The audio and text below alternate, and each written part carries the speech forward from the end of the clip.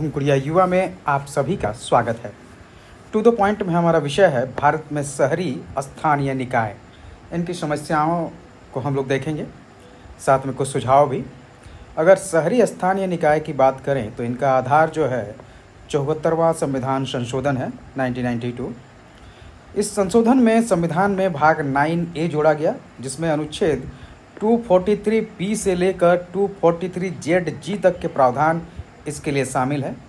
संविधान में 12वीं अनुसूची भी जोड़ी गई थी और इसमें नगर पालिकाओं के लिए 18 कार्यात्मक विषय शामिल किए गए हैं। अगर हम लोग झारखंड की बात करें तो झारखंड में वर्तमान में 12 नगर निगम, 12 नगर पंचायतें, 21 नगर पालिकाएँ, जमशेदपुर में एक अधिसूचित क्षेत्र परिषद और रामगढ़ में एक छावनी बोर्ड है। भारत में शहरी स्थानीय निकायों की संरचना जो है ये 8 प्रकार की है। नगर निगम, नगर पालिका, अधिसूचित क्षेत्र समिति, नगर क्षेत्र समिति, छावनी बोर्ड, पोर्ट ट्रस्ट, विशेष प्रयोजन एजेंसी, टाउनशिप। ये 8 प्रकार की जो हैं नगर निकाय संस्थाएं होती हैं। इनका महत्व, अगर भारत में शहरी स्थानीय निकायों के महत्व की बात करें तो इनका महत्व शहरी नियोजन और विकास में है। शहर क्षेत्र में सेवा वितरण को लेकर इनका महत्व विशेष है। आपदा और महामारी प्रबंधन में ये भूमिका निभाते हैं। महिलाएं और जो समूह हाशिए में हैं उनके सशक्तिकरण में ये भूमिका निभाते हैं।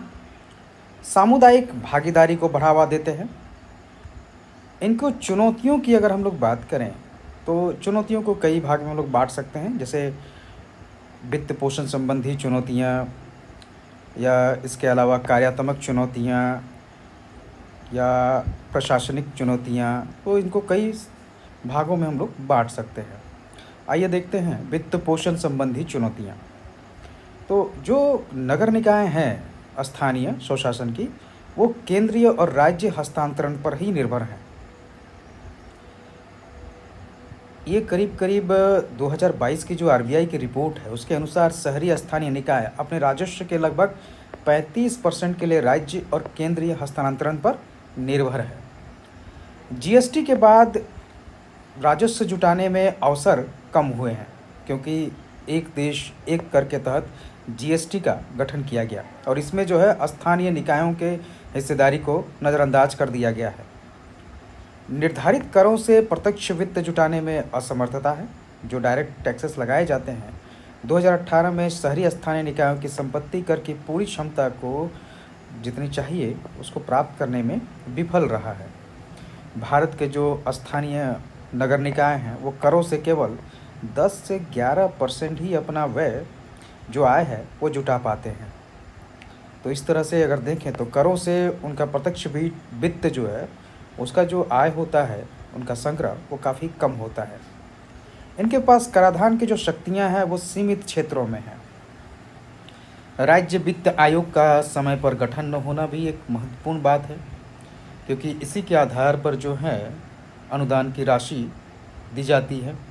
15वें वित्त आयोग द्वारा जो शहरी निकायों को दी जाने वाली अनुशंसित अनुदान राशि में 15% की कमी आई है। अगर बात करें कार्यात्मक चुनौतियों की, तो कई संरक्षक एजेंसियां राज्य सरकार द्वारा बनाई गई हैं जो स्थानीय निकायों को उनकी कार्यात्मक स्वतंत्रता से वंचित करती हैं। कार्यों का अनुचित हस्तांतरण भी एक कारण है, क्योंकि स्थानीय सरकारें कार्य सौंपने की शक्ति राज्य सरकार के पास है और अधिकांश राज्यों ने स्थानीय सरकारी निकायों को पर्याप्त कार्य नहीं सौंपे हैं। जिला योजना समिति के गठन का भी अभाव है। इंडिया डेवलपमेंट रिव्यू के एक अध्ययन के अनुसार 9 राज्यों में जिला योजना समितियां गैर कार्यात्मक हैं। इसके अलावा जिन राज्यों में जिला योजना समिति बनाई गई उनमें से 15 राज्यों में जिला योजना समिति एकीकृत योजनाएं तैयार करने में विफल रही हैं। तो ये जिला योजना समिति के अच्छा से कार्य न करने या उपस्थित या इनके गठन न होने से जो है शहरी निकायों, स्थानीय निकायों की योजनाएं प्रभावित होती हैं।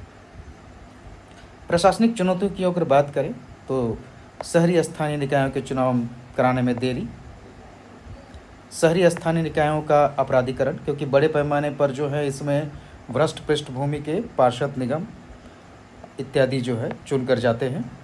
नगर सेवक पति, जैसे मुखिया पति की बात होती है वैसे नगर सेवक पति।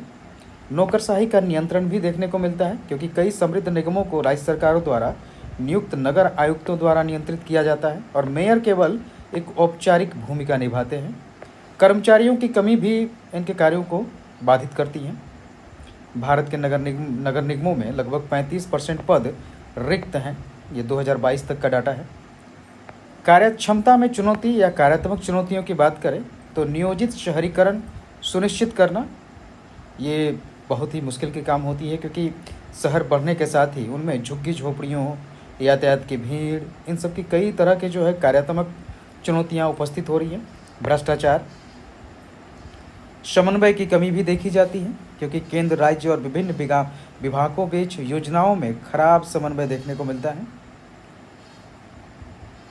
इन सब के कारण जो है शहरी स्थानीय निकायों को लेकर उनके विकास में कई तरह की समस्याएं आती हैं। आइए देखते हैं आखिर जो है शहरी स्थानीय निकाय अपने कामकाज को बेहतर बनाने के लिए क्या उपाय कर सकते हैं। इसको लेकर द्वितीय प्रशासनिक सुधार आयोग की 6ठी रिपोर्ट और नीति आयोग की सिफारिशों को देखना जरूरी है। जैसे महानगर नियोजन समिति का गठन किया जाए, एकीकृत महानगर परिवहन प्राधिकरण की स्थापना, शहरी स्थानीय निकायों की मजबूत बनाना, राष्ट्रीय शहरी विकास और आवास निधि का निर्माण करना, पीपीपी मॉडल और ई गवर्नेंस का क्रियान्वयन करना। इसी में नीति आयोग की सिफारिशें हैं। शहरी स्थानीय निकायों के वित्त प्रबंधन में सुधार किया जाए, क्षमता निर्माण होना चाहिए शहरी प्रशासन में, नागरिक भागीदारी को बढ़ावा दिया जाना चाहिए। तो इस तरह से आप टू द पॉइंट में भारत में शहरी स्थानीय निकायों के महत्व और चुनौतियों को दूर करने वाले सुझावों को आप लोगों ने देखा है। धन्यवाद।